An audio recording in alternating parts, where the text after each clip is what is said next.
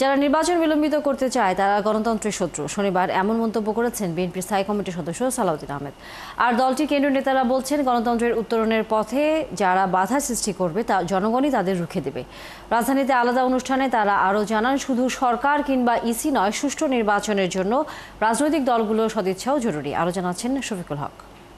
Falcon aluminium multilayer anodised হওয়ায় সম্পূর্ণ scratch proof. Falcon aluminium. ফেব্রুয়ারিতে ভোট নিয়ে অন্তর্বর্তী সরকারের ঘোষণা আর দিনক্ষণ ঠিক করতে ইসির তোড়জোড়ে অনেকটা স্পষ্ট। ঘনিয়ে আসছে ত্রয়োদশ জাতীয় সংসদ নির্বাচন। তবে এর আগে কয়েকটি রাজনৈতিক দল যে দাবি দেওয়া তুলছে সেটি নিয়ে প্রশ্ন বিএনপি নেতাদের। আজকে যারা গণতন্ত্রের বিরুদ্ধে বিভিন্ন রকমের বক্তব্যের মধ্য দিয়ে নির্বাচনের বিষয়ে শঙ্কা প্রকাশ করছে, তারা গণতন্ত্রের পক্ষে শক্তি নয়।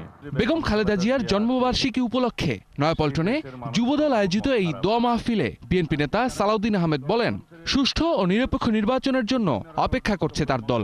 গণতন্ত্র প্রতিষ্ঠায় ফ্যাসিবাদ বিরোধী জাতীয় ঐক্য ধরে রাখারও আহ্বান জানান তিনি। বাংলাদেশের মানুষ গণতন্ত্রের জন্য, ভোটাধিকার প্রয়োগের জন্য তারা সংকল্পবদ্ধ।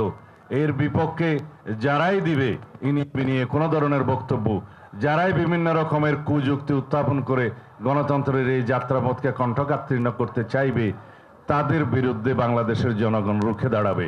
একই আয়োজন ছিল মহানগর উত্তর বিএনপির।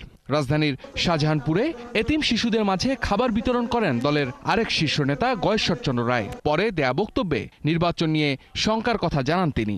শুধু সরকারের সদিচ্ছা কিন্তু যথেষ্ট না, নির্বাচন কমিশনের প্রচেষ্টাই একটা নির্বাচন অনুষ্ঠিত করা যথেষ্ট।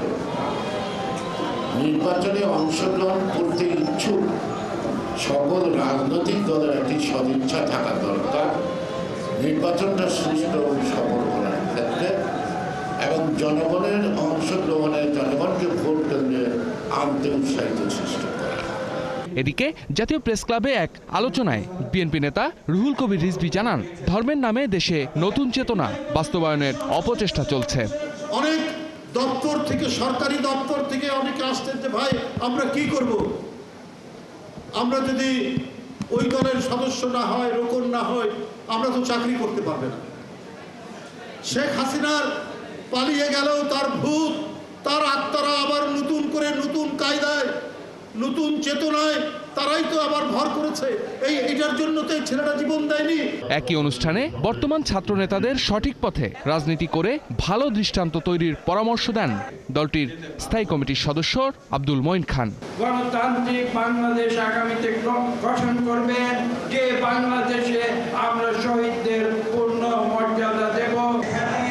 শফিকুল হক, ৭১, ঢাকা।